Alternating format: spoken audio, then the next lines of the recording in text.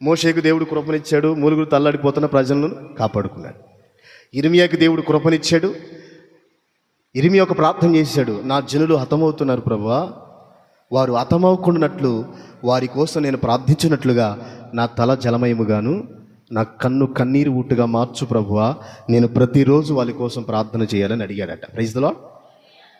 విలాప వాక్యంలో కూడా అద్భుతమైనటువంటి మాట మాట్లాడాడు. ఆ మాట ఈరోజు మీ అందరికీ చెప్తున్నా. రెయ్యి మొదటి జామున లెగిసి వెళ్ళి నీ గదిలోకి వెళ్ళి నీళ్ళు కుమ్మరించినట్లుగా నీ హృదయమును కుమ్మరించి ప్రార్థన చేయమన్నాడు. Praise the lord. ఎందుకు చేయమన్నాడు? ఎందుకు చేయమన్నాడు? ఒక మాట నేను చెప్పేసి ముగించేస్తాను, వినండి. నా ఇంట్లో త్రాగే వ్యక్తి లేడు అన్న వాళ్ళు చేతులు ఎత్తండి. మా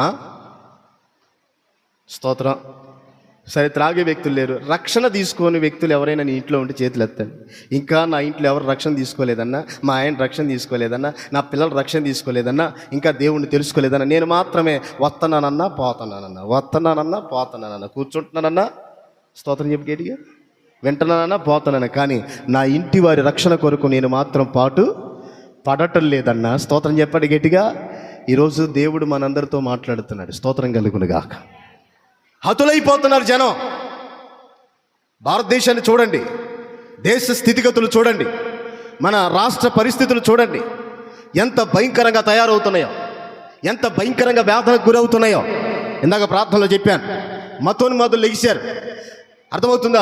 తక్కువ కాస్ట్ కలిగినటువంటి వ్యక్తులు ఎవరైతే ఉన్నారో వారిని నిర్దాక్షిణంగా దాడి చేస్తూ ఉన్నారు. స్తోత్రం చెప్పండి గట్టిగా, చెప్పండి గట్టిగా చెప్పండి.